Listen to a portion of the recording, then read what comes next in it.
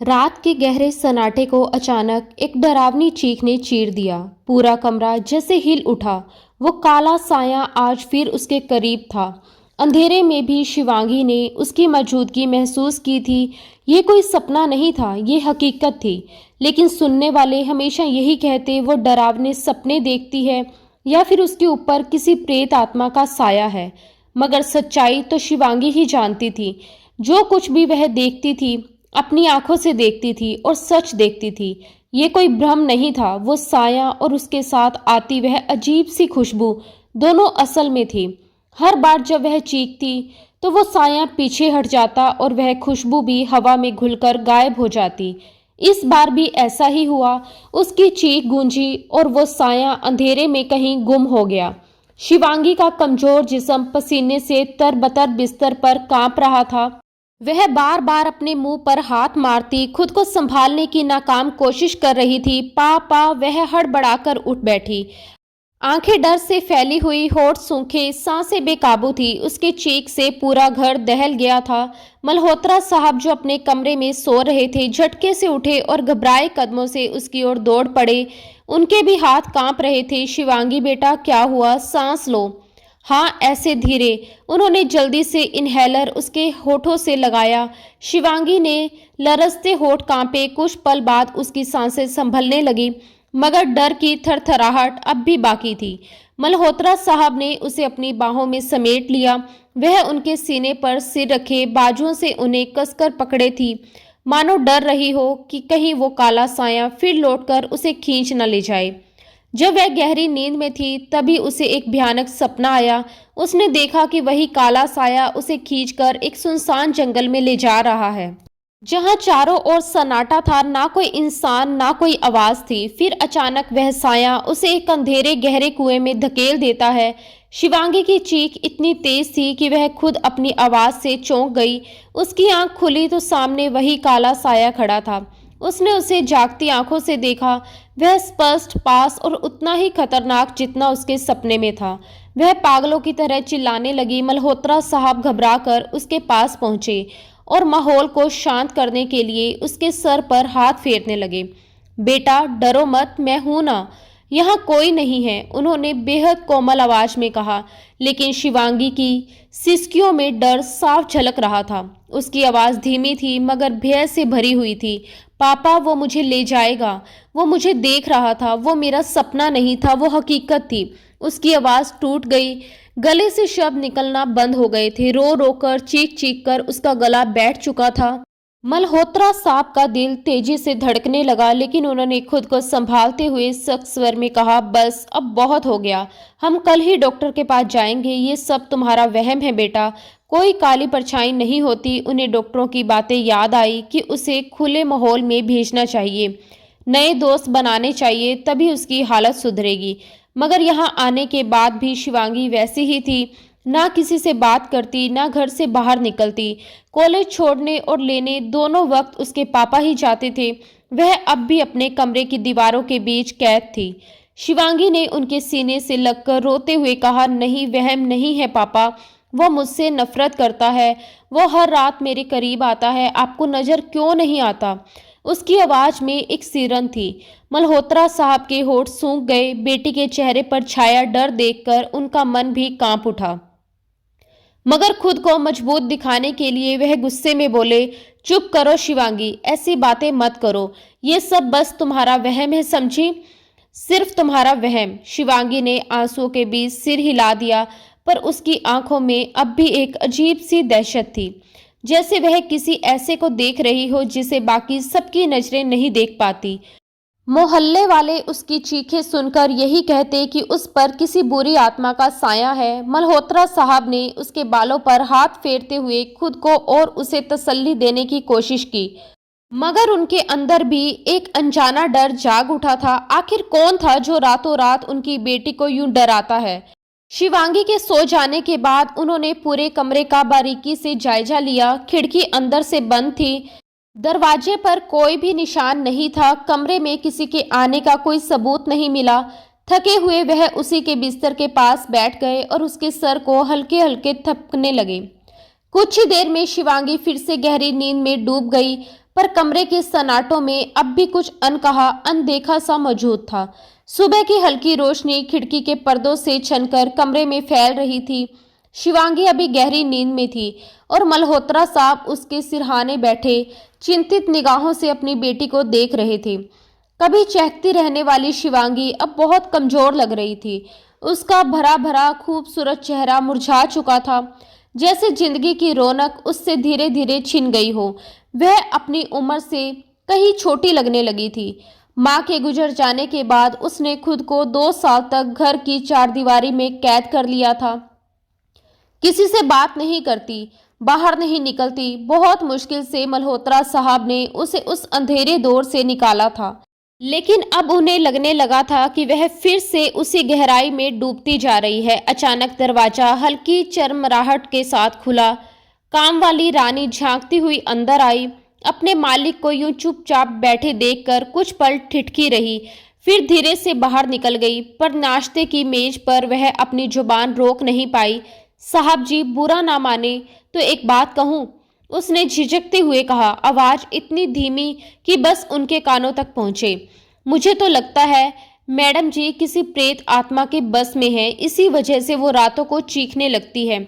मल्होत्रा साहब ने अखबार से नजरें उठाई और उसे बुरी तरह घूरा। उन्होंने ठंडे लेकिन सख्त लहजे में कहा, यह सब बकवास है। रानी उनके गुस्से को भांप चुकी थी, फिर भी हिम्मत करके बोली, साहब मेरी नज़र में एक बाबा जी हैं, बहुत बड़े लोग भी उनके पास जाते हैं। जवान बेटी है आपकी, कल को उसकी शादी भी करनी है। अगर सच में कोई इससे पहले कि वह वाक्य पूरा करती, मल्होत्रा साहब ने कुर्सी की पीठ पर जोर से हाथ मारा और बीच में ही बात काट दी। बस रानी, ज्यादा जबान मत चलाओ। ये सब अंधविश्वास है। किसी की बीमारी को प्रेत आत्मा का नाम देना अकल की कमी है। वो सिर्फ डिप्रेशन में है, समझी। उनके शब्दों में झुंझलाहट के साथ एक गहरा दर्द भी घुला था। अगर आगे से मेरे सामने ऐसी बातें की तो मुझसे बुरा कोई नहीं होगा। और हाँ, खास ख्याल रखना, शिवांगी के सामने ऐसी बात जुबान पर मत लाना, उन्होंने सख्त स्वर में कहा। रानी ने जल्दी से सिर झुका लिया और हाँ में सिर हिलाया। मल्होत्रा साहब ने गहरी सांस लेकर कहा, अपनी माँ के जाने के बाद शायद मैं उसकी कमी को पूरा नहीं कर सका, इसी वजह से वो अकेलेपन का शिकार हो गई है और धीरे धीरे डिप्रेशन में चली गई। उसी डिप्रेशन की वजह से उसे ये वहम सताने लगे हैं और कुछ नहीं है। उनकी आवाज में एक बाप का दर्द साफ झलक रहा था। रानी उनकी बात सुनकर खामोश हो गई, मगर उसकी आंखों में अब भी कुछ सवाल बाकी थे, जैसे वह अब भी मानती हो कि अगर शिवांगी को बाबा जी के पास ले जाया जाए तो शायद वह ठीक हो सकती है। उसी पल सीढ़ियों से कदमों की हल्की आहट सुनाई दी। दोनों ने एक साथ उस दिशा में देखा। शिवांगी धीरे धीरे नीचे उतर रही थी। उसकी आंखें लाल थी, चेहरा थका हुआ और थोड़ा शर्मिंदा सा था। वह चुपचाप आकर अपने पापा के पास बैठ गई और धीमी आवाज में बोली, पापा, कल रात मैंने आपको फिर से परेशान कर दिया, माफ कर दीजिए। मल्होत्रा साहब ने अखबार मोड़कर मेज पर रखा और उसकी आंखों में सीधे देखते हुए बोले, माफी? ये शब्द दोबारा मत कहना शिवांगी। मैं तुम्हारा बाप हूँ, तुमसे हर बात सुन सकता हूँ, हर दर्द झेल सकता हूँ, लेकिन तुम्हारी माफी नहीं। बेटियां कभी अपने बाप को परेशान नहीं करती। उनकी आवाज भारी हो चुकी थी। उन्होंने उसकी ठंडी उंगलियां अपने हाथों में ली और धीरे से बोले, ये जो साया है, यह जो भी ख्वाब है, हम इसका पता जरूर लगाएंगे। शिवांगी की पलकें थरथरा उठी। मल्होत्रा साहब ने अपनी नजरें उसकी तरफ उठाई, जैसे उसे भरोसा दिलाना चाहते हो कि वो अकेली नहीं है। पापा, अगर वो सच में हकीकत हुआ तो? उसने कांपती आवाज में पूछा। मल्होत्रा साहब ने आंखें थोड़ी संकोड़कर उसकी तरफ देखा और दृढ़ स्वर में कहा, तो फिर हम उस हकीकत का पर्दा जरूर फाश करेंगे और जिसने तुम्हें डराया है उसे कानून से सख्त सजा दिलवाएंगे। वो पल अजीब था। कमरे में एक ओर पिता की आंखों में खोज की उत्सुकता थी और दूसरी ओर बेटे की आंखों में डर की नमी थी। हवा में जैसे सन्नाटा गहराने लगा था। दीवारें भी मानो सब सुन रही हों, जैसे आने वाले दिनों में कोई बड़ा राज खुलने वाला हो। अगली सुबह शिवांगी कॉलेज जाने के लिए तैयार हुई।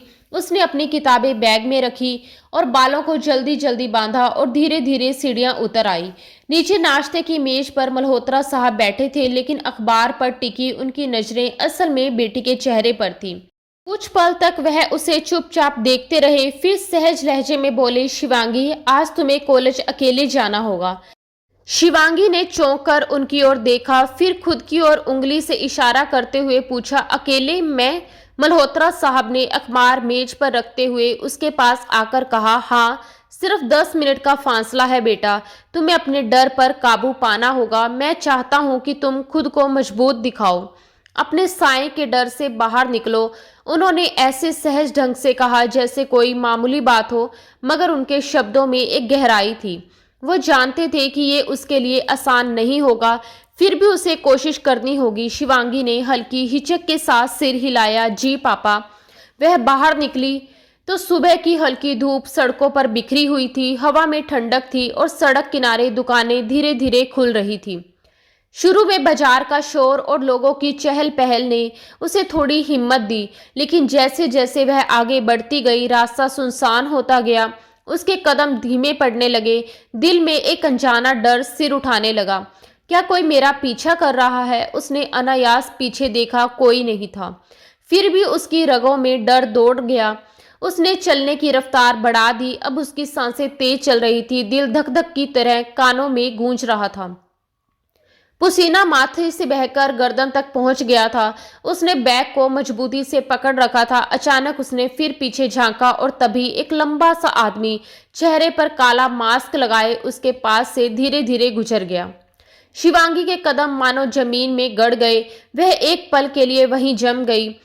उस अजनबी के गुजरने के बाद हवा में वही जानी पहचानी खुशबू फैल गई, वही खुशबू जो उसे हमेशा उस काले साए की मौजूदगी का एहसास कराती थी। उसकी सांसें थम सी गई। वो बोलना चाहती थी मगर गला सूख गया। वह आदमी कुछ कदम आगे बढ़ा, फिर मोड़ पर जाकर अचानक नजर से ओझल हो गया। अगर किसी ने पीछे से उसे हल्का सा धक्का ना दिया होता तो शायद वह वहीं सन भयभीत और जमी हुई खड़ी रह जाती। उसका दिल अब तेजी से धड़कने लगा। वह जल्दबाजी में कदम बढ़ाती रही जब तक कॉलेज का गेट सामने नहीं आ गया। जैसे ही वह भीतर दाखिल हुई, उसके कंधे झुक गए, सांस भारी हो गई और उसने राहत की एक लंबी सांस ली, मानो किसी बेहद सुरक्षित जगह पर पहुंच गई हो। क्लासरूम में उसकी सबसे प्यारी सहेली प्रीति हंसती मुस्कुराती उसके पास आई। क्या हुआ शिवांगी, तुम्हारा चेहरा इतना उतरा हुआ क्यों है? शिवांगी ने धीमी आवाज में उसे सब कुछ बता दिया। प्रीति उसकी एकमात्र सच्ची सहेली थी। वह दुनिया की चालाकियों को वो थोड़ा बहुत समझती थी।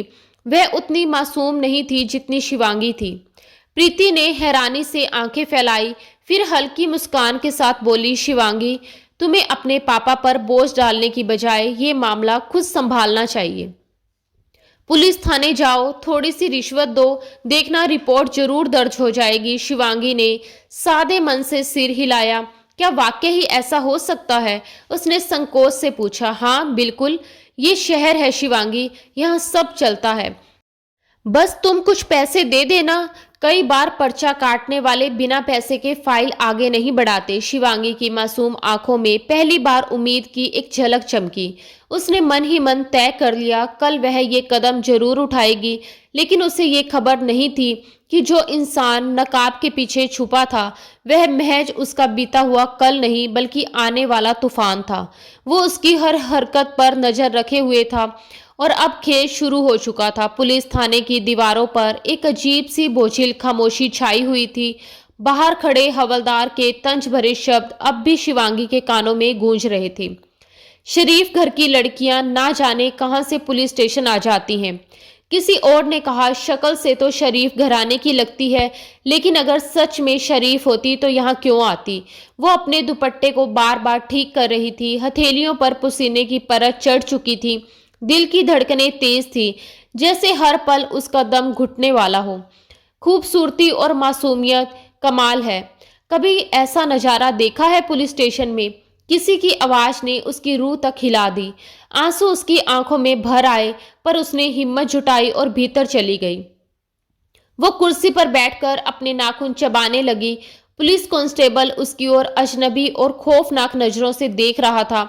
उसके मन में सवाल उठा, क्या ये सब लोग जानते हैं कि मैं यहाँ क्यों आई हूँ, या ये सिर्फ मेरा भ्रम है? तभी कांस्टेबल बोला, मैडम जी आपका जो भी प्रॉब्लम है यहाँ बताकर जा सकती हैं और बेहतर होगा अगली बार अपने साथ भाई या बाप को लाएं। घर में कोई नहीं है क्या? वो ऊपर से नीचे तक उसे घूरते हुए मशवरा देने लगा। शिवांगी ने धीरे से कहा, मुझे एसएचओ से मिलना है, मैं उन्हें ही अपनी परेशानी बताऊंगी। इस पर वो हंसकर बोला, मालिक हर किसी से नहीं मिलते, उन्होंने हमें लोगों से मिलने और उनकी बातें सुनने के लिए ही तो तैनात किया है। वह मुझसे क्यों नहीं मिल सकते? मुझे उनसे मिलना ही है, शिवांगी ने दृढ़ता से कहा। वो वही इंतजार में बैठी रही। कांस्टेबल उसे इंतजार में बिठाकर अंदर चला गया। वह वहां पर 1 घंटे तक इंतजार करते रही। 1 घंटा जैसे सदियों पर भारी हो गया था। हर मिनट शिवांगी के दिल पर जैसे किसी ने पत्थर रख दिया हो। दीवार पर लगी घड़ी की सुइयां मानो रेंग रही थी और हर टिक टिक उसके भीतर की बेचैनी को और गहरा कर रही थी। फिर अचानक दरवाजा खुला और वही कांस्टेबल आया। मैडम जी अंदर चली जाइए, साहब आपसे मिलने के लिए तैयार हैं। शिवांगी ने गहरी सांस ली, जैसे किसी ने उसे भीतर से झंझोर दिया हो। उसके हाथ ठंडे पड़ चुके थे, हथेलियों में पसीना था। उसने कांपते हुए दुपट्टा ठीक किया, आंचल से पसीना पोंछा और लड़खड़ाते कदमों से दरवाजा धकेल दिया। अंदर कमरे में हल्का सा अंधेरा था। टेबल पर फाइलें बिखरी थी, एक गिलास में आधा पानी पड़ा था और दीवार पर लगा पुराना पंखा अपनी गराह भरी आवाज में धीरे धीरे घूम रहा था। कमरे में पसीने, स्याही और पुराने कागजों की मिली जुली गंध फैली हुई थी। सामने कुर्सी पर एक नौजवान बैठा था, गेहुआ रंग, तीखे नैन नक्श और उसकी आंखों में अजीब सा आत्मविश्वास भरा गुरूर था। सफेद शर्ट के 2 बटन खुले थे, जैसे तपती दोपहर के बावजूद वो अपने आत्मविश्वास को दिखाने से नहीं चुकना चाहता था। जब उसकी नजर पहली बार शिवांगी पर पड़ी तो दोनों कुछ पल के लिए बिल्कुल खामोश रह गए। हवा में एक अनकहा तनाव ठहर गया था, मानो किसी ने कमरे की सारी आवाजें खींच ली हो। फिर वो हल्का सा आगे झुका और गहरी अधिकारपूर्ण आवाज में बोला, जी बताइए आप किस लिए आई हैं? शिवांगी ने सिर झुका लिया। उसके गले में कुछ अटक गया था, शब्द निकल ही नहीं रहे थे। मुझे मुझे एक शिकायत दर्ज करवानी है, उसने धीमे कांपते स्वर में कहा। नौजवान ने पेन उठाया और अपने सामने की डायरी खोली। नाम शिवांगी, शिवांगी मल्होत्रा। ठीक है, अब बताइए क्या परेशानी है? शिवांगी की सांसें तेज हो गई। वो कांपते हाथों से दुपट्टे का किनारा मसल रही थी। उसकी नजरें बार बार कमरे के कोनों में भटक रही थी, जैसे हर छाया में कोई खतरा छिपा हो। उसकी चुप्पी देखकर सामने बैठे नौजवान के चेहरे पर झुंझलाहट उतर आई। देखिए मैडम, उसने सख्त लहजे में कहा, अगर बात करनी है तो साफ साफ कीजिए, यहाँ वक्त बर्बाद करने की जगह नहीं है। कई लड़कियों तो ऐसे ही पुलिस स्टेशन को पिकनिक पॉइंट समझ लेती हैं। ये सुनकर शिवांगी का चेहरा एकदम सफेद पड़ गया। उसकी उंगलियां दुपट्टे को और कसने लगी, जैसे वो उसी कपड़े में खुद को समेट लेना चाहती हो। कुछ पल की चुप्पी के बाद कांपती आवाज में उसने कहा, कोई कोई मेरा पीछा करता है। सामने बैठे अधिकारी ने नजर उठाई। उसकी नेम प्लेट पर लिखा था, रुद्राक्ष राय, एसएचओ। रुद्राक्ष ने कुछ सेकंड तक उसे गौर से देखा, फिर पेन को टेबल पर रख दिया। उसकी आंखों में अब हल्की जिज्ञासा थी, पर लहजा अब और भी ठंडा और सख्त। कौन है वो? कहाँ रहता है? उसका नाम क्या है? उसने गंभीर आवाज में पूछा। शिवांगी की पलकें कांप उठी। मुझे नहीं मालूम, वो बस मास्क पहनता है और उसकी खुशबू। वो डरते डरते रुककर बोल रही थी, हर शब्द जैसे किसी भारी पत्थर को उठाकर बाहर निकालना हो। फिर अचानक चुप हो गई, जैसे उसके भीतर की सारी ताकत खत्म हो गई हो। रुद्राक्ष ने कुछ क्षण तक उसे देखा, फिर धीरे धीरे फाइल बंद कर दी। मैडम जी, उसने सूखे लगभग उदासीन स्वर में कहा, पुलिस के रिकॉर्ड में खुशबू दर्ज नहीं होती। अगर आपको मालूम ही नहीं कि वो कौन है, कहाँ रहता है, तो हम क्या लिखें? शिवांगी का दिल टूटने लगा। उसने कांपती आवाज में कहा, लेकिन सर, वो वाकई ही मेरा पीछा करता है। कल रास्ते में मेरे बहुत करीब से गुजरा था। मैं झूठ नहीं बोल रही। रुद्राक्ष कुर्सी पर पीछे टेक लगाकर बैठ गया। उसने अपनी उंगलियों को आपस में जोड़ते हुए रहस्यमय अंदाज में कहा, झूठ या सच का फैसला मैं नहीं, सबूत करेंगे। लेकिन सोचने की बात है, मैडम जी, आपको उस आदमी की आंखें याद नहीं, उसकी आवाज याद नहीं, मगर उसकी खुशबू याद है। अजीब बात है। शिवांगी के भीतर डर की एक लहर दौड़ गई। उसके मन में सवाल उठा, क्या ये पुलिस अफसर भी मुझ पर शक कर रहा है, या फिर इसे कुछ मालूम है जो मैं नहीं जानती। उसने साहस जुटाकर कहा, शायद वो खुशबू मुझे पहले भी किसी जगह महसूस हुई थी, लेकिन कहाँ मुझे याद नहीं। रुद्राक्ष की आंखों में पल भर को एक हल्की चमक लहराई, फिर आगे झुकते हुए उसके शब्दों में सख्ती आ गई। शिवांगी, दुनिया में इत्तेफाक बहुत कम होते हैं। खुशबू, आवाज या आंखें, ये तीनों कभी ना कभी पर्दा उठा ही देते हैं। आप गौर से सोचिए कि वो खुशबू आपने पहले कहाँ महसूस की थी और उसके बाद मेरे पास आइएगा। शिवांगी ने नजरें झुका ली। कमरे का बोझिल माहौल अब उसे निगलने लगा था। तभी अचानक दरवाजा खुला और एक हवलदार अंदर दाखिल हुआ। साहब, बाहर कुछ कागजात पर आपके दस्तखत चाहिए। रुद्राक्ष ने शिवांगी को देखते हुए कहा, आप जा सकती हैं। वो बहुत बिजी इंसान था और शायद उसकी बातों पर यकीन करने के लिए उसके पास वक्त ही नहीं था। शिवांगी ने दिल में ठान लिया कि अगली बार वह सबूत के साथ आएगी। रुद्राक्ष ने जाते जाते कहा, आप जा सकती हैं, लेकिन याद रखिए, जब तक आपके पास सबूत ना हो आपकी फाइल एक कदम भी आगे नहीं बढ़ेगी। देखिए, मुझे मालूम है कि रिपोर्ट दर्ज करने के लिए पुलिस वाले कुछ ऊपर का खर्चा पानी लेते हैं। मैं पैसे लेकर आई हूँ। उसने अपने बैग से 100 के नोट निकालने शुरू कर दिए और टेबल पर रखने लगी। वह नोट ऐसे रख रही थी जैसे कोई रद्दी हो। नोट मरोड़े हुए थे, जिनकी वजह से हर नोट की शक्ल बिगड़ी हुई थी। वो पैसे देखकर रुद्राक्ष की आंखें अचानक सख्त हो गई। उसने भौहें संगोड़ते हुए कहा, क्या तुम मजाक कर रही हो? तुम्हें जरा भी अंदाजा है कि तुम किसी को रिश्वत देने की कोशिश कर रही हो? इस रिश्वत के जुर्म में तुम्हें अंदर भी कर सकता हूँ। शिवांगी घबरा गई, उसकी आवाज कांप गई। मुझे तो मेरी दोस्त ने कहा था कि ऐसे ही रिपोर्ट दर्ज हो जाती है। मैं बस चाहती थी कि पुलिस मेरी मदद करे।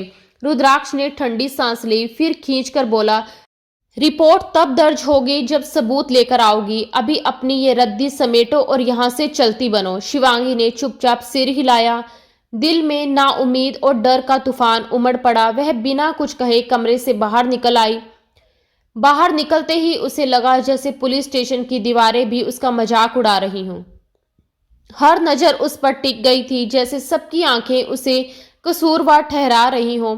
उसके कदम लड़खड़ा गए, पर वह तेजी से गेट की ओर बढ़ी, लेकिन जैसे ही गेट पार करने लगी उसकी सांसें एक पल को थम सी गई।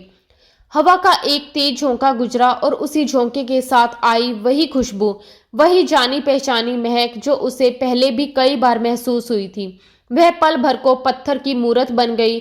उसकी आंखें बेकाबू होकर चारों तरफ घूमने लगी, जैसे उस खुशबू के मालिक को तलाश रही हो, मगर वहां कोई नहीं था। सिर्फ सन्नाटा, दीवारों पर लगी धूप और हवा में वह अजीब सी महक थी। शिवांगी का दिल गले में अटक गया। क्या वह यहाँ भी है? क्या वह मेरा पीछा करते हुए पुलिस स्टेशन तक पहुंच गया? सोचकर ही उसका दम घुटने लगा। उसने अपने दुपट्टे को कसकर चारों ओर लपेट लिया और लगभग दौड़ते हुए बाहर खड़े रिक्शे की ओर भागी। भैया, जल्दी चलिए, घर चलिए, उसने हाँफते हुए कहा। रिक्शा चल पड़ा, पर रिक्शे की पहियों की घरघराहट में भी उसकी सांसें काबू में नहीं आ रही थी। उसकी आंखों के सामने वही सवाल घूम रहा था, वो खुशबू किसकी है और क्यों हर जगह मेरा पीछा करती है? घर पहुंचकर उसने दरवाजा धकेला तो देखा मल्होत्रा साहब कुर्सी पर बैठे उसका इंतजार कर रहे थे। बेचैनी के मारे वे बार बार घड़ी देख रहे थे। उनके चेहरे पर पसीने की बूंदें चमक रही थी। कॉलेज की छुट्टी हुए काफी समय बीत चुका था। चौकीदार ने कहा था कि आपकी बेटी तो पहले ही जा चुकी है, लेकिन शिवांगी अभी तक घर नहीं पहुंची थी। उनका दिल पूरी तरह धड़क रहा था। वह जैसे तैसे खुद को संभालते हुए घर लौटे थे। उम्मीद थी कि शिवांगी घर पहुंच चुकी होगी, पर दरवाजा खोलते ही सन्नाटा मिला। और अब जैसे ही उन्होंने शिवांगी को दरवाजे पर देखा, उन्होंने गहरी सांस ली, पर उसके चेहरे का पीलापन देखकर उनका दिल फिर से बैठ गया। वे झट से आगे बढ़े और उसके कंधों को थाम लिया और कांपती आवाज में बोले, जानती भी हो मेरी क्या हालत हो गई थी शिवांगी? कहाँ थी तुम? शिवांगी ने होंठ कांपे, पर उसने हिम्मत जुटाई। पापा, मैं थाने गई थी। वह जानती थी कि अब डांट पड़ने वाली है। पिता ने छुपकर थाने जाना शायद बहुत बुरा माना जाता है। मल्होत्रा साहब की आंखें हैरानी से फैल गई। क्या तुम अकेली गई थी? शिवांगी ने सिर झुका लिया। आवाज धीमी थी पर दृढ़। मैं चाहती थी कि जो मेरा पीछा करता है उसकी शिकायत कर दूं। मल्होत्रा साहब की मुट्ठियां कस गई। उनकी आंखों में गुस्से और डर का मिला जुला भाव उतर आया। मल्होत्रा साहब की आवाज गूंज उठी, आखिर कौन है जो मेरी बेटी के पीछे साया बनकर पड़ा है? शिवांगी खामोश रही। उसकी आंखों में डर था और होठों पर बस एक अधूरा शब्द अटक कर रह गया। कुछ पल बाद उसने सारी हिम्मत जुटाई और पापा को दिन भर की पूरी घटना बता दी। थाने जाने की, रुद्राक्ष की बातों की और उस अजीब सी खुशबू की जो हर जगह उसका पीछा करती है। मल्होत्रा साहब ध्यान से सुनते रहे। उनके चेहरे पर गुस्से से ज्यादा चिंता थी। जब शिवांगी की बात खत्म हुई तो उन्होंने धीमे स्वर में कहा कि बेटा, मैं तुम्हें डांट नहीं रहा, लेकिन बगैर सबूत के सब तुम्हें सिर्फ पागल ठहराएंगे। किसी को समझाना आसान नहीं होगा। वो कुछ क्षण उसे उलझती निगाहों से देखते रहे, फिर बोले, शिवांगी एक बात बताओ, ये खुशबू जो तुम महसूस करती हो कैसी है? कोई खास सी, कोई जानी पहचानी? शिवांगी की पलकें लर्ज गई। होठ खुले पर कोई शब्द नहीं निकला। शायद उसने कई बार उस खुशबू को महसूस किया था, मगर उसका स्रोत अब भी रहस्य बना हुआ था। वो पापा की बात का जवाब दिए बिना धीरे धीरे कमरे की ओर बढ़ गई। हर कदम उसके मन की थकान का इजहार कर रहा था। उसके पास किसी सवाल का जवाब नहीं था, ना अपने डर का, ना उस खुशबू का और ना उस साए का जो हर पल उसके करीब रहता था। लेकिन उसका दिल बेचैन था। उसे लग रहा था कि अगर एक बार उसे उस खुशबू का राज मिल जाए तो शायद उसकी ये बेचैनी हमेशा के लिए मिट जाए। मल्होत्रा साहब उसकी जाती हुई परछाई को देखते रह गए। उनके दिल में एक अजीब सी टिस उठी। क्या उनका अतीत अब भी उनका पीछा कर रहा है? क्या उनकी पुरानी गलती या कोई भूला हुआ रिश्ता अब उनकी बेटी के जीवन में दस्तक दे रहा है? क्या उनकी सजा अब शिवांगी को भुगतनी पड़ेगी? इन सवालों ने कुछ देर तक उन्हें जकड़ लिया। उन्होंने धीरे से सिर झटका, जैसे मन के सारे ख्याल झाड़ फेंकना चाहते हों। बाहर शाम का धुंधलका उतर चुका था। आसमान पर सूरज ढलते ढलते लालिमा बिखेर गया था और चारों ओर हल्का सा अंधेरा पसर रहा था। शिवांगी अपने कमरे में थी। उसने किताब खोल रखी थी, पर पन्नों पर लिखे शब्द अब बस धुंधले साए जैसे लग रहे थे। उसका मन बार बार उसी गंध, उसी एहसास की तरफ लौट रहा था। वह पन्ने पलटती रही, पर सोच कहीं और भटकती रही। उसी समय दरवाजे पर दस्तक हुई। ठक ठक। घर में नौकर चाकर ज्यादा नहीं थे, बस रानी नाम की कुक रोज शाम को आती थी, जो खाना पकाने के साथ साथ अपने चटपटे किस्सों से सबका सिर भी पकाकर चली जाती थी। मल्होत्रा साहब ने अखबार को तह किया, उठे और दरवाजा खोला। दरवाजे के बाहर एक लंबा डेशिंग सा नौजवान खड़ा था। उसने पुलिस की वर्दी पहन रखी थी। टोपी हल्की तिरछी थी और चेहरे पर आत्मविश्वास की चमक थी। उसके तौर तरीके में एक सलीका था जो साफ बताता था कि वह किसी अच्छे खानदान से है। हेलो, मेरा नाम रुद्राक्ष राय है, दरवाजे पर खड़े युवक ने विनम्र स्वर में कहा। मल्होत्रा साहब ने सिर हिलाया। जी बेटा, अंदर आइए। रुद्राक्ष अंदर दाखिल हुआ। उसके चेहरे पर एक रहस्यमयी खामोशी थी, जैसे बहुत कुछ कहने के बाद भी कुछ छुपा रह गया हो। कुर्सी पर बैठते ही उसने कहा, सर, आपसे मिलने की ख्वाहिश बरसों पुरानी है। कभी सोचा नहीं था कि अचानक यूं मौका मिल जाएगा। मल्होत्रा साहब ने चौंक कर उसे देखा।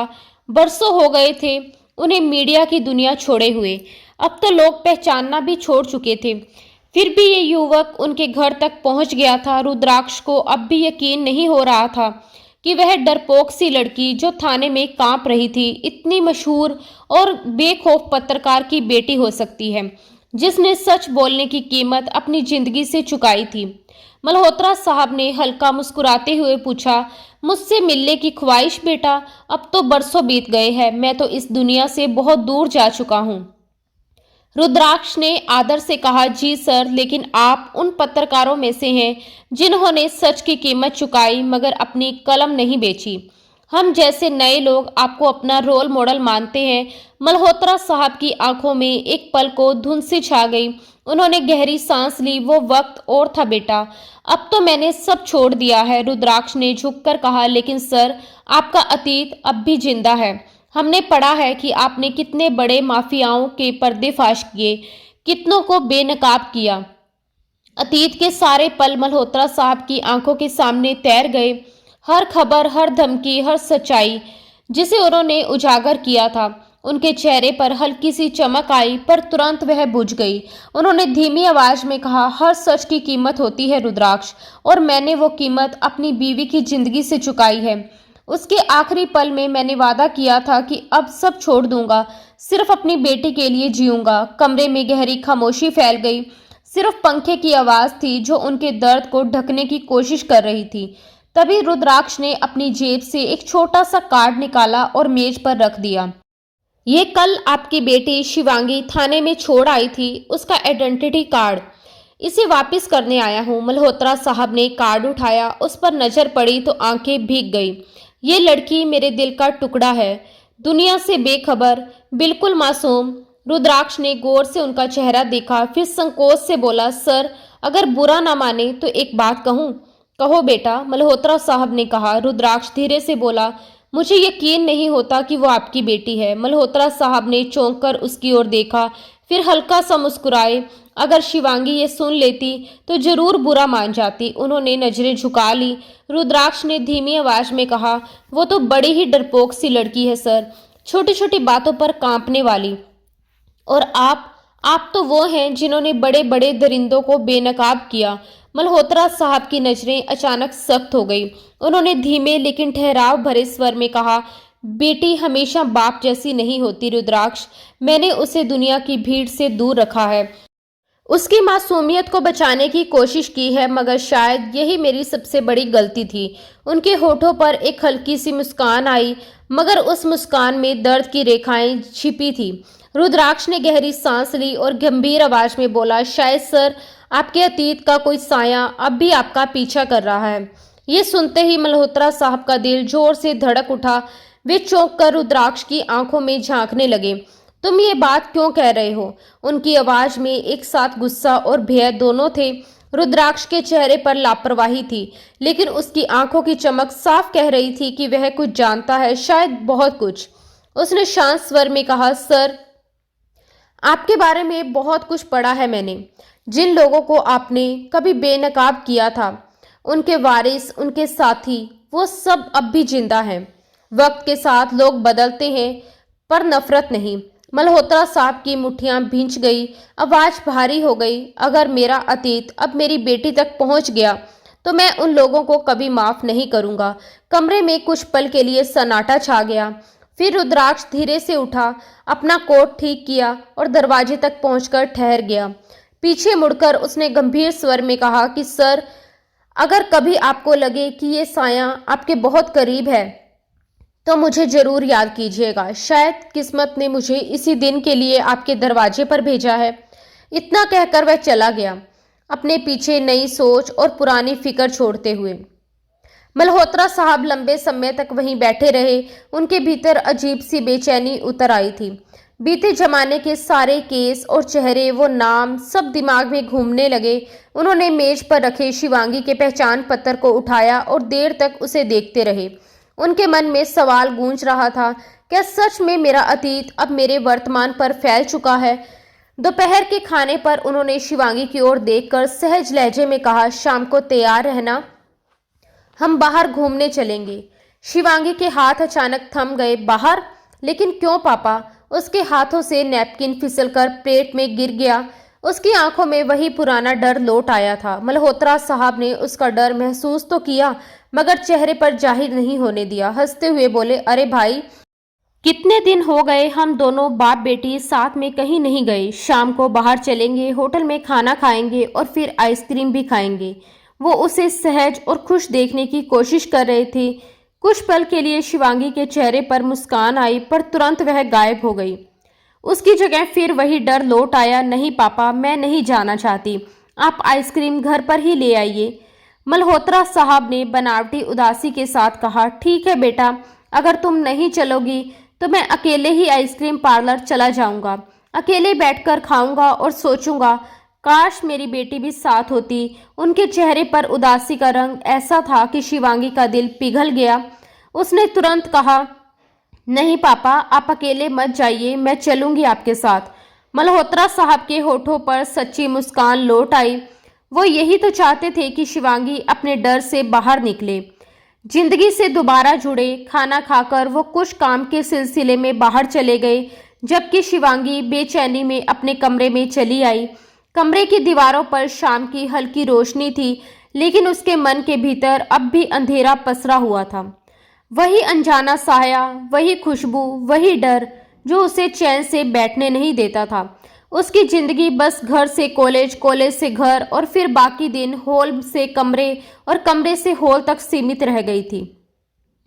वही चार दीवारें, वही किताबें, वही खामोशी, जैसी जिंदगी ने उसके लिए चलना बंद कर दिया हो। उस शाम जब मल्होत्रा साहब ने कहा कि वो दोनों आइसक्रीम खाने बाहर चलेंगे, तो शिवांगी ने हल्का सा विरोध तो किया, मगर पापा की उम्मीद भरी मुस्कान देखकर वह मना ना कर सकी। बाहर की हवा में जैसे थोड़ा सुकून था। मल्होत्रा साहब ने रास्ते भर उसे तरह तरह की बातों में उलझाए रखा, ताकि वह अपने डर को कुछ देर के लिए भूल सके। उनकी हंसी ठहाके सुनकर लगा जैसे वो अपने पुराने दिनों का बोझ अचानक हल्का कर देना चाहते हो। उन्होंने सड़क किनारे एक पुराने दोस्त को देखा तो उससे इतनी आत्मीयता से बातें करने लगे कि शिवांगी के चेहरे पर भी कुछ पल के लिए चमक आ गई। मगर जैसे ही वे बातचीत में खोए, शिवांगी फिर अपनी खामोशी में लौट आई। उसने धीमे से अपनी आइसक्रीम का चम्मच उठाया। उसकी आंखों में खालीपन था, जैसे वो इस भीड़ के बीच भी अकेली हो। उसे अकेले कुछ भी करना, यहाँ तक कि खाना भी, जैसे मौत जैसा लगता था। वह बार बार अपनी आंखें उठाकर पापा की तरफ देखती कि कब वे फ्री होंगे और उसे घर ले चलेंगे। छोटी सी टेबल पर उसके हाथ हल्के हल्के कांप रहे थे, पर वो हर पल खुद को शांत रखने की कोशिश कर रही थी। तभी सामने वाली टेबल पर बैठे एक शख्स ने करक की हल्की आवाज के साथ अपनी कुर्सी सरकाई। टेबल पर उंगली की थमी दस्तक हुई। टिक टिक। शिवांगी ने सिर उठाया। सामने वही था, रुद्राक्ष राय।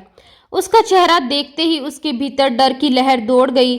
उसने झटके से अपनी नजरें झुका ली और अपने दुपट्टे के कोनों को मुट्ठी में कस लिया, जैसे वही उसका एकमात्र सहारा हो।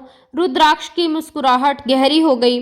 वह धीमी आवाज में बोला, मिस शिवांगी, क्या आपको दोबारा वो साया दिखाई दिया? उसका लहजा मुलायम था, पर बात सुनकर शिवांगी के होठ सूख गए।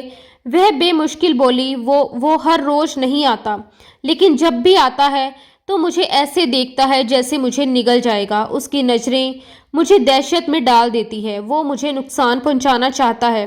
रुद्राक्ष ने अपनी कुर्सी हल्का सा आगे खिसकाई। उसकी आवाज अब भी शांत थी, लेकिन शब्दों में तर्क की शक्ति थी। मिस शिवांगी, आपको किसी अच्छे साइकेट्रिस्ट को दिखाने की जरूरत है। कई बार ये सब दिमाग के खेल होते हैं, इलाज से सब ठीक हो सकता है। उसकी बात सुनकर शिवांगी के चेहरे का रंग उड़ गया। वो वही ठिठक गई, जैसे किसी ने उसके भीतर की बात को कुचल दिया हो। उसे लगा जैसे रुद्राक्ष भी बाकियों की तरह उसे पागल समझ रहा है, जैसे उसकी पीड़ा को कोई समझना ही नहीं चाहता। उसकी आंखों में नमी उतर आई और आवाज कांपती हुई पर तीखी हो गई। तो आप भी मुझे पागल समझते हैं ना? अगर आपको रिपोर्ट नहीं लिखनी मत लिखिए, लेकिन मेरी हेल्थ के बारे में राय देने का कोई हक नहीं है आपको।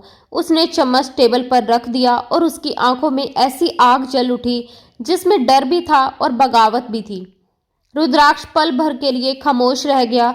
उसकी आंखों में कुछ कहने की चाह थी, लेकिन शब्द होठों तक आने से पहले ही ठहर गए। इससे पहले कि वह कुछ कह पाता, शिवांगी अपनी आइसक्रीम वहीं मेज पर रखकर तेजी से बाहर निकल गई। उसके कदम बेकाबू थे, जैसे डर और गुस्से ने एक साथ उसे घेर लिया हो। बाहर जाते हुए उसकी आंखें नम थी और सांसें बेकाबू थी। मल्होत्रा साहब ने उसे अचानक भागते देखा तो घबराकर अपने दोस्त से जल्दबाजी में विदा ली और उसके पीछे भाग पड़े। शिवांगी, शिवांगी बेटा, ये क्या हरकत है? उन्होंने पुकारा, मगर शिवांगी पहले से ही झुंझलाई हुई थी। अगर आपके पास मेरे लिए वक्त नहीं होता तो इस भीड़ में लाने की जरूरत क्या थी? उसकी आवाज में शिकवा था, दर्द था, और वह ये भूल चुकी थी वही तो उसके पापा हैं जिन्होंने उसके लिए अपनी दुनिया, अपने शौक, अपने दोस्त, अपनी हंसी तक छोड़ दी थी। शिवांगी की आंखों से आंसू बह निकले। वो भीड़ के बीच खड़ी थी, लेकिन उसे लग रहा था जैसे चारों ओर अंधेरा उतर आया हो। पापा, अगर आपको अपने दोस्तों से बातें करनी होती है तो मेरे साथ बाहर मत आया करें। आप जानते हैं ना, मुझे अकेले बैठने से डर लगता है। उसके ये शब्द मल्होत्रा साहब के दिल पर बोझ बनकर गिरे। वो जानते थे कि उनकी बेटी नाजुक है, उसकी हिम्मत कमजोर है, मगर वो ये भी समझ चुके थे कि शिवांगी के डर की जड़ें कहीं ज्यादा गहरी हैं। पीछे शीशे की दीवार के उस पार से रुद्राक्ष राय अब भी उन्हें ही देख रहा था। उसकी आंखों में वही बेचैनी, वही उत्सुकता झलक रही थी, जैसे शिवांगी की हर हरकत उसके लिए कोई गहरा राज हो। शिवांगी का डर, उसके सपने और उसके वजूद के आसपास मंडराता वो रहस्यमय साया, रुद्राक्ष के लिए अब ये केवल एक केस नहीं रहा था। ये एक ऐसी पहेली बन चुका था जिसे वह सुलझाए बिना चैन से नहीं बैठ सकता था। और शिवांगी को खबर तक नहीं थी कि जिससे वह बात नहीं कर पा रही है, वही व्यक्ति उसके अतीत और उस दूर खड़े साए को महसूस कर चुका है। वही आंखें, वही खुशबू, जैसे रुद्राक्ष जानता हो कि शिवांगी ने आज भी किसी पर एतबार नहीं किया। शाम के वक्त नौकरानी खाने की मेज पर एक एक बर्तन सजा रही थी। खुशबुओं से पूरा घर महक रहा था। दो लोगों के लिए घर में इतना सब कुछ कभी भी नहीं बनता था। शिवांगी की वजह से यहाँ किसी का आना जाना भी नहीं था। शिवांगी कमरे से निकलकर हैरानी से देखने लगी। उसने बोहें चढ़ाकर पूछा तो रानी भी उसकी तरफ देखने लगी। आंटी, इतने सारे खाने का इंतजाम आखिर किसके लिए किया जा रहा है? रानी के होठों पर एक अर्थपूर्ण सी मुस्कान उभर आई। बात कुछ ऐसी थी जैसे कोई गहरी बात हो। खास मेहमान, उसने काफी जोर देते हुए कहा। अरे मैडम जी, मुझे क्या मालूम? साहब ने कहा था कि आज एक खास मेहमान आ रहे हैं। कहा था खाने का बेहतरीन इंतजाम कर दूं, रात को शायद नहीं रुके। शिवांगी के माथे पर बल पड़ गए। वो कुछ और ना कह सकी। दिल में अजीब सा डर जागा, लेकिन नजरअंदाज करते हुए सीधे अपने पापा के कमरे में पहुंची। शिवांगी बिस्तर के किनारे पर बैठ गई। अपने खूबसूरत मासूम सी बेटी को देखकर मल्होत्रा साहब ने सारे काम छोड़ दिए और उसी की तरफ देखने लगे। पापा, ये सब क्या हो रहा है? रानी कह रही है कि कोई खास मेहमान आ रहे हैं। आखिर कौन है वो? मल्होत्रा साहब ने मुस्कुराते हुए उसे प्यार से देखा। बेटा, इतनी सी बात पर घबराने की जरूरत नहीं है। मैंने रुद्राक्ष राय को बुलाया है। वह बहुत अच्छा लड़का है। कुछ केस डिस्कस करने हैं, तुम्हें फिक्र करने की जरूरत नहीं। वह नहीं चाहते थे कि शिवांगी को इस बारे में बताएं। अतीत में जो कुछ भी हुआ था वह उसके लिए भारी था। वह कमजोर दिल की थी। हाँ, ये बात वह सिर्फ रुद्राक्ष से ही करना चाहते थे। असल बात उन्होंने छुपा ली थी, क्योंकि जानते थे शिवांगी छोटी छोटी बातों पर भी टेंशन ले जाती है। रात ढले दरवाजे की घंटी बजी। रानी ने जाकर धीरे से दरवाजा खोला तो सामने रुद्राक्ष राय खड़ा था।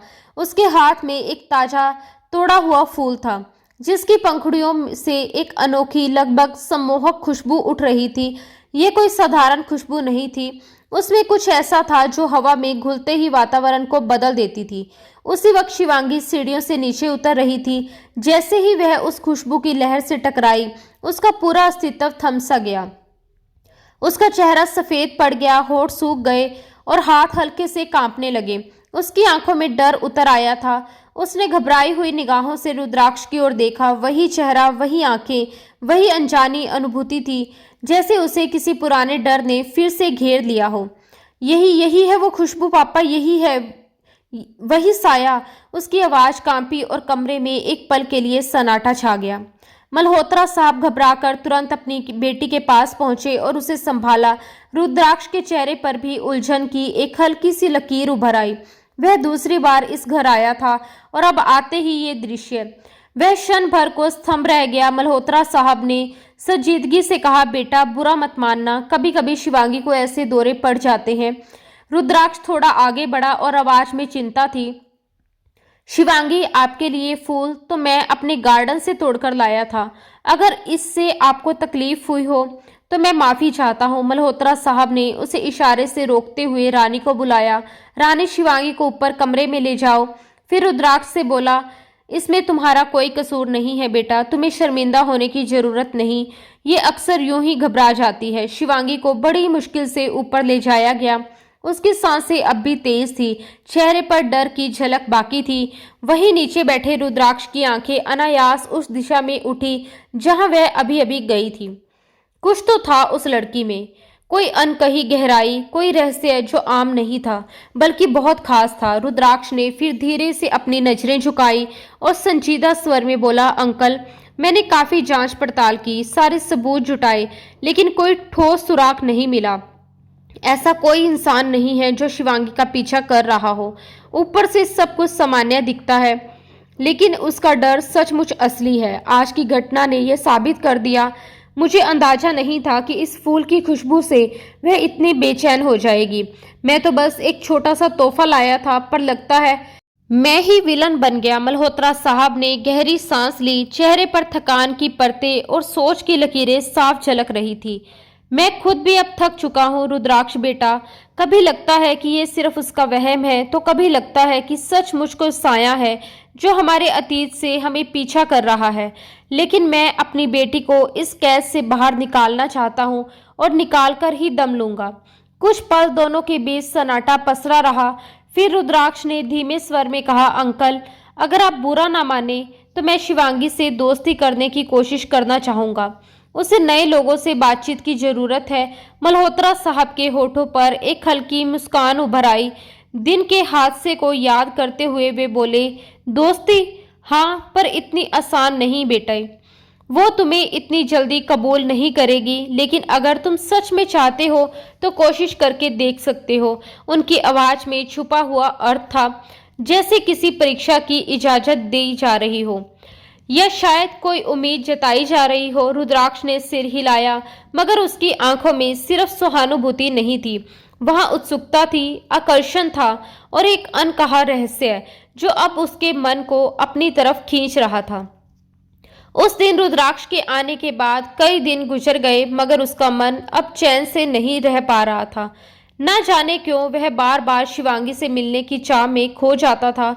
आखिर एक दिन उसने थाने में हवलदार को कुछ जरूरी बातें समझाई, अपनी जेब से चाबी निकाली और शिवांगी के घर की ओर निकल पड़ा। रास्ते में उसने कुछ समोसे भी खरीद लिए। घर पर शिवांगी सोफे पर बैठी थी, किताब उसके हाथों में खुली हुई थी, मगर उसकी आंखें पन्ने पर टिक नहीं रही थी। वह शब्दों को देखते देखते कहीं और ही खो गई थी, जैसे दिमाग में कोई उलझन चल रही हो। तभी कमरे की खामोशी को एक हल्की आहट ने तोड़ दिया। वह चौंकी तो सामने रुद्राक्ष को खड़ा पाया। किताब गिरते गिरते बची। उसने झट से अपना दुपट्टा ठीक किया और खड़ी हो गई। रुद्राक्ष के हाथ में एक छोटा सा खाकी लिफाफा था जिसमें कुछ लिपटा हुआ था। शिवांगी की नजर उस व्यक्ति और उस अजीब से तोहफे पर ठहर गई। रुद्राक्ष ने शरारत से मुस्कुराते हुए कहा, आपको पता है, आपको कुछ देना वाकई ही खतरे की घंटी बन जाता है। पिछली बार तो मैं सिर्फ एक फूल लाया था और लगा जैसे अपनी ही कहानी का विलन बन गया हूँ। शिवांगी के होठों पर हल्की मुस्कुराहट आई, मगर उसने तुरंत नजरें झुका ली और शर्मिंदगी में किताब के किनारे को उंगलियों से मसलने लगी। रुद्राक्ष ने उसकी झिझक भांप ली और नरम अंदाज में बोला, मैंने आपको शर्मिंदा करने के लिए नहीं कहा, बस सुना है कि खूबसूरत लड़कियों को कभी कभी तोहफे देते रहना चाहिए। सोच रहा था कि आपके लिए कोई खास चीज लाऊं, लेकिन फिर ख्याल आया कि आपके पास तो सब कुछ है, तो ये लीजिए, एक अनोखा तोहफा लेकर आया हूँ। वह हंसते हुए समोसा उसकी ओर बढ़ाने लगा तो शिवांगी भी मुस्कुरा उठी। शायद पहली बार उसे इतना अजीब लेकिन प्यारा तोहफा मिला था। कबूल कीजिए, बल्कि मेरे साथ चाय और समोसे का आनंद उठाइए, रुद्राक्ष ने कहा। शिवांगी अपनी हंसी को रोक न सकी, बल्कि उसकी हंसी में हल्की सी शर्म की लाली भी घुल गई।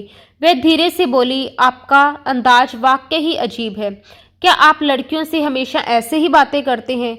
दरअसल वह कभी किसी लड़के से इतनी खुलकर बात नहीं करती थी, लेकिन रुद्राक्ष से आज कुछ अलग ही रिश्ता महसूस हो रहा था। रुद्राक्ष ने मुस्कुराते हुए कहा, हरगिज नहीं, हर लड़की इतनी दिलचस्प नहीं होती, ये तो सिर्फ आपके साथ होता है। उसकी बातों ने शिवांगी के दिल की धड़कनों को तेज कर दिया। वह खामोश हो गई, मगर उसकी आंखों की चमक और गालों की लाली सब कुछ बयां कर रही थी। रुद्राक्ष थोड़ा उसके करीब आया। उसकी नजरें शिवांगी की झुकी पलकों पर ठहर गई। वह बोला, अगर मेरी बातों से आपके गाल ऐसे लाल हो जाते हैं तो सोचिए अगर मैं यही आपसे दिल की बात कह दूं तो आपका क्या हाल होगा। शिवांगी ने घबराकर किताब बंद की और मुस्कुराते हुए बोली, आपको डर नहीं लगता? रुद्राक्ष ने हल्की हंसी के साथ जवाब दिया, आपसे नहीं, बल्कि डर तो ये है कि कहीं आप मुझे अपनी आदत ना बना लें। रानी एक तरफ से उन दोनों को देख रही थी, उसकी आंखों में भी एक मीठी मुस्कान थी। दोनों को देखकर ऐसा लग रहा था मानो चांद और सूरज एक साथ चमक रहे हों। चाय पेश करते हुए रानी शरारत भरी मुस्कुराहट के साथ वहां से चली गई। छोटी सी मेज पर चाय के कप रखे थे। रुद्राक्ष ने समोसे का लिफाफा खोला और उन्हें प्लेट में डालकर शिवांगी की ओर बढ़ाया। वह हल्की शर्मीली मुस्कुराहट के साथ प्लेट थाम चुकी थी। माहौल अब हल्का और खुशनुमा हो गया था। चाय का पहला घुट लेते हुए शिवांगी ने तंजिया मगर शरारती लहजे में कहा, आप पहली मुलाकात से बिल्कुल अलग हैं। उस दिन तो आपने मुझे यूं डांट दिया था जैसे मैं कोई गलती करने वाली बच्ची हूं। रुद्राक्ष जोर से हंस पड़ा। उसकी हंसी में शरारत की झलक थी। वो दिन कुछ और था। उसने कहा, मुझे लगा था कि आप अपने उपन्यास की कहानी में इतनी खो चुकी हैं कि हकीकत पर यकीन नहीं करेंगी, इसलिए डांटना ही सही लगा। शिवांगी ने आंखों में चमक के साथ जवाब दिया, और अब आपको लगता है कि मैं हकीकत पर यकीन कर लूँगी? धीरे धीरे उनकी दोस्ती गहराने लगी, क्योंकि रुद्राक्ष की बातें ही इतनी दिलचस्प थी कि ऊपर से वह अपनी हरकतों से शिवांगी को हंसा देता था। रुद्राक्ष ने चाय की चुस्की लेते हुए उसकी आंखों में देखा और मुस्कुराकर बोला, अब तो लगता है कि आप खुद हकीकत से ज़्यादा खूबसूरत हैं। बस डर ये है कि कहीं आप भी कोई ख्वाब न निकलें। शिवांगी के गालों पर फिर से हल्की लाली दौड़ गई। उसने नजरें चाय के कप पर झुका ली, मगर उसके होठों पर एक कोमल मुस्कुराहट तैर गई। रुद्राक्ष मुस्कुराते हुए आगे बोला, बस एक बात बताओ, तुम्हारे साथ ये चाय समोसे की शाम मुझे किसी बड़े केस से ज़्यादा कीमती लग रही है। और तुम्हें? शिवांगी हंस पड़ी। आप इतने बड़े बड़े स्टेटस हर वक्त कहाँ से ले आते हैं? रुद्राक्ष ने झट से जवाब दिया, ये कोई सोचे समझे स्टेटस नहीं होते, ये तो आपकी मुस्कुराहट से खुद ब खुद बन जाते हैं। शिवांगी जैसे अनायास ही उसके शब्दों को दिल में उतार रही थी, मगर जुबान से मनाने में हिचकिचा रही थी। आज बहुत दिनों बाद वह खुलकर बात कर रही थी। उसका ध्यान उस काले साए की तरफ भी नहीं गया था जिसने उसे लंबे समय तक डराए रखा था। कमरे में एक पल को खामोशी छा गई, ऐसी खामोशी जिसमें दिलों की धड़कनें साफ सुनाई दे रही थी। धीरे धीरे कई दिन गुजर गए। जब से रुद्राक्ष उसकी जिंदगी में आया था, शिवांगी में एक अलग सी रौनक लौट आई थी। अब वह हंसती थी, बोलती थी, और उसके चेहरे की चमक सब कुछ कह जाती थी। मल्होत्रा साहब भी ये बदलाव महसूस कर रहे थे। उन्हें दिल से रुद्राक्ष पसंद था। अगर वही उनकी बेटी को संभाल सकता है, उसे फिर से जिंदगी की ओर लौटा सकता है, तो उसे दामाद बनाने में उन्हें कोई हिचक नहीं थी। उन्हें लगने लगा था कि शिवांगी को आखिरकार वह सुकून मिल गया जिसकी तलाश उन्हें बरसों से थी। दिन गुजरते रहे और रुद्राक्ष शिवांगी की मुलाकात बढ़ती गई। वो अक्सर शिवांगी के घर ही आता था, क्योंकि शिवांगी अब भी बाहर जाने से झिझकती थी। मगर कभी कभी बहुत मनाने और मल्होत्रा साहब की इजाज़त लेने के बाद रुद्राक्ष उसे बाहर भी घुमा लाता। धीरे धीरे उसके दिल में रुद्राक्ष की मोहब्बत गहराने लगी थी, और वो उस काले साए के डर को भूलने लगी थी। एक शाम शिवांगी रुद्राक्ष के घर पर थी। वह उसकी सालगिरह के लिए एक सरप्राइज तैयार कर रही थी। कमरा रंग बिरंगे गुब्बारों, मोमबत्तियों और छोटे छोटे दिए से सजा रही थी। उसके चेहरे पर उत्साह के साथ साथ हल्की घबराहट भी थी। कहीं रुद्राक्ष को बुरा ना लगे कि वह बिना बताए उसके घर चली आई, मगर उसने खुद को दिलासा दिया, दोस्ती में इतना तो चलता है। उसी दौरान उसकी नज़र कमरे के एक कोने में रखी अलमारी पर पड़ी। उसका दरवाज़ा आधा खुला हुआ था। जैसे ही उसने क्यूरोसिटी में उसे खोला, अंदर ऊपर से नीचे तक फाइलों का ढेर दिखा। दिल ने कहा, किसी की चीज़ों में झांकना ठीक नहीं, लेकिन मन ने समझाया कि वो तुम्हारा अच्छा दोस्त है, बस देख लो, बाद में माफ़ी मांग लेना। उसने ऊपर रखी पहली फाइल खींच ली, लेकिन जैसे ही पहली तस्वीर नज़र के सामने आई, उसके हाथ कांप गए। उसकी सांसें रुक सी गई। वही मुकदमे की कागजात, वही पुरानी तस्वीरें, वही रिपोर्ट्स, जिन्हें देख वह जैसे पत्थर की हो गई। हर पन्ने के साथ कोई नया रहस्य खुलता गया, और हर रहस्य के साथ एक गहरा जख्म उभरता गया। फिर उसने कुछ ऐसा देखा जिसने उसके पैरों के नीचे से जमीन खींच ली। वही मास्क, वही खौफनाक नकाब जिसे उसने कई बार अपनी आंखों के सामने देखा था। पास ही एक शीशी रखी थी जिसमें वही अजनबी खुशबू थी, वही खुशबू जो हर बार उसकी रूह तक को कांपने पर मजबूर कर देती थी। शिवांगी के हाथ से फाइल और बाकी चीजें नीचे गिर गई। उसकी आंखों के सामने सब धुंधला हो गया, पर अगले ही पल उसके भीतर एक अजीब सी ठंडक उतर आई। अब डर नहीं बल्कि हिम्मत थी। उसने खुद को संभाला। क्यों रोए वो इस इंसान के सामने? अब नहीं। अब उसकी आंखों में सिर्फ एक ही सच साफ उभर आया था। ये सब खेल था, ये सब बदला था। वो फाइल और शीशी हाथ में लिए नीचे आई और उसका इंतजार करने लगी। जब रुद्राक्ष घर लौटा तो उसने देखा कि शिवांगी सामने कुर्सी पर बैठी है। अपने ही घर में उसे देखकर एक पल को वो ठिठक गया, लेकिन अगले ही पल उसकी आंखों में खुशी की चमक दौड़ गई। वह आगे बढ़ा ही था कि तभी शिवांगी सामने आ खड़ी हुई। ये सब क्या है? उसने फाइल उसके चेहरे पर फेंक दी और गिरेबान पकड़ लिया। उसकी आवाज कांप रही थी, मगर उसमें खंजर सी धार थी। कैसी मोहब्बत की थी तुमने? बिना कसूर सजा भुगत रही हूं मैं। बोलते क्यों नहीं? अगर इतने सच्चे थे तो सामने से वार करते। ये झूठी मोहब्बत का नाटक क्यों रचा? रुद्राक्ष के होठ कांपने लगे। शिवांगी, तुम गलत समझ रही हो। सच कुछ और है। शिवांगी की आंखों से आंसू झरने लगे। मेरे पापा ने वह केस छोड़ा नहीं था। उन्होंने अपनी बीवी की जान तक गंवा दी थी। मैं खुद 2 दिन तक कैद रही, जिस्मानी तकलीफें झेली, फिर भी उन्होंने हार नहीं मानी। जब सच सामने आने वाला था, तुम्हारी बहन ने बयान बदल दिया। उसने ना सिर्फ बयान बदला बल्कि दबाव में आकर खुदकुशी भी कर ली। उसके बाद उस केस को खोलने का कोई मतलब नहीं रहा। यही सच है, यही हकीकत है। उसकी सांसें तेज हो गई। मुझे याद है जिस दिन तुम्हारी बहन मरी थी, मेरे पापा को एक कॉल आया था। कहा गया था कि वो अपनी बहन का बदला जरूर लेगा। यानी तुम्हें लगता था कि मेरी वजह से उसने जान दी और इसीलिए तुमने मुझे सजा दी, मुझे डराया, मानसिक तकलीफ दी, मेरी खुशियां छीन ली। वो चीख उठी, तो सुन लो रुद्राक्ष राय, तुम्हारी बहन ने खुदकुशी की थी। मेरे पापा का उसमें कोई हाथ नहीं था। कहते कहते वह जोर जोर से रोने लगी। रुद्राक्ष का दिल ढह गया। उसे याद आया जब से उसने शिवांगी से दोस्ती की थी, उसके दिल में मोहब्बत घर कर गई थी। एक बार वह मल्होत्रा साहब के कमरे में गया था जहां उसे अपनी बहन के केस की फाइल मिली थी। तभी उसे सच्चाई पता चली। उसकी बहन की इज्जत लूटने वालों के दबाव में उसने जान दी थी। मल्होत्रा साहब तो आखिरी दम तक न्याय के लिए लड़ना चाहते थे, लेकिन उसकी बहन की मौत ने सब खत्म कर दिया। रुद्राक्ष को लगा था कि उन्होंने डर कर केस बंद कर दिया, और वही गलतफहमी उसे नफरत तक ले आई थी। जब सच्चाई सामने आई तो उसने डराना छोड़ दिया और शिवांगी से सच्चा प्यार करने लगा। रुद्राक्ष ने आगे बढ़कर शिवांगी का हाथ थामना चाहा, मगर वो चीख उठी, खबरदार जो मेरे करीब आए। मेरे दिल से खेला तुमने। मोहब्बत का नाटक रचकर मुझे तोड़ दिया। क्यों? सिर्फ इसलिए कि मैं उस इंसान की बेटी हूं जिसने तुम्हारी बहन के लिए लड़ाई लड़ी थी, जिसमें इतनी हिम्मत थी कि वो मीडिया के सामने सच बोल सके। वो हिचकियों में टूटकर रोने लगी। कमरा उसकी आवाज से गूंज उठा। अचानक उसकी सांसें उलझने लगी, शरीर कांपने लगा और आंखों के आगे अंधेरा छा गया। वो रुद्राक्ष की बाहों में गिर गई। शिवांगी!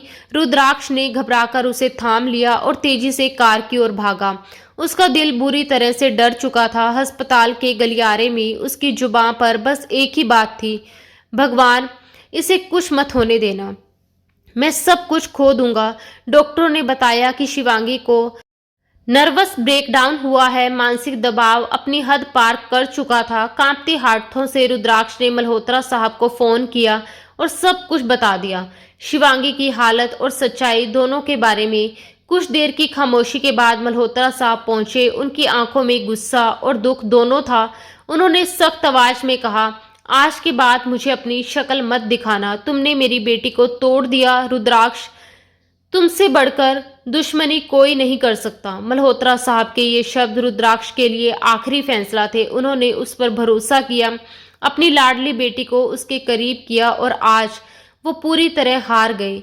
जिस जिस पर उन्होंने अपने इस पेशे में भरोसा किया था, वे सब एक एक कर उन्हें धोखा दे गए थे। रुद्राक्ष वहीं खड़ा रह गया, सिर झुकाए, होंठ काटते हुए, दिल में उस बोझ के साथ जो अब कभी हल्का नहीं होना था। अस्पताल के कमरे में शिवांगी ने धीरे से आंखें खोली। उसका चेहरा बिल्कुल खामोश था। मल्होत्रा साहब ने उसके सर पर हाथ रखकर कहा कि बेटा थोड़ा सा रो लो, दिल हल्का हो जाएगा। शिवांगी ने गर्दन हिलाई। नहीं पापा, जब जब मैं कमजोर पड़ी, जब मैंने रोना सीखा, तब सबने मेरा फायदा उठाया, लेकिन मैं आपकी बेटी हूँ, अब कभी कमजोर नहीं पड़ूंगी। मल्होत्रा साहब का दिल जैसे चिर गया। उन्होंने उसे सहारा दिया और कुछ दिन बाद डिस्चार्ज करवाकर घर ले आए। हर पल उसका ख्याल रखने की कोशिश करते रहे, मगर शिवांगी का दिल अब एक फैसला कर चुका था। वो उसे कभी ऐसे टूटे हुए नहीं देखना चाहते थे। एक शाम कमरे में बैठकर उसने साफ शब्दों में कहा कि पापा, मैं पढ़ाई के सिलसिले में विदेश जाना चाहती हूँ। यहाँ का माहौल और ये जख्म अब मुझे रोक नहीं सकते। मल्होत्रा साहब कुछ पल चुप रहे, फिर उसकी आंखों में दृढ़ता देखकर खामोश हो गए।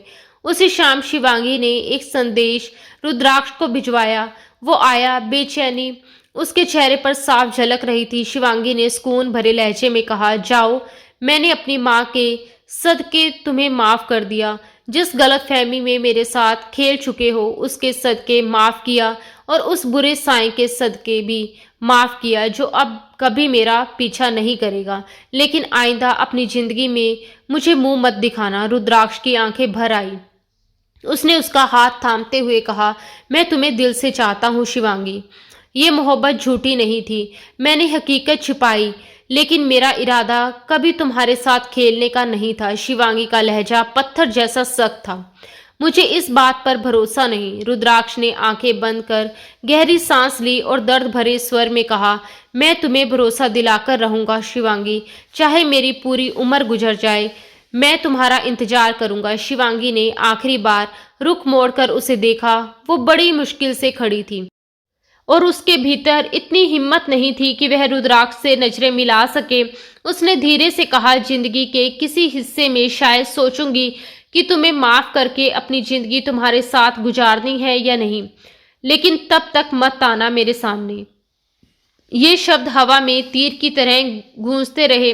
रुद्राक्ष टूटे हुए कदमों से बाहर निकल गया। 5 साल बाद मुंबई एयरपोर्ट के गेट से बाहर कदम रखते ही एक नया मंजर था। वो शिवांगी जो कभी डर से कांपती थी, आज आत्मविश्वास से भरी हुई थी। हाथ में हैंडबैग, आंखों में चमक, चेहरे पर हल्की मुस्कान।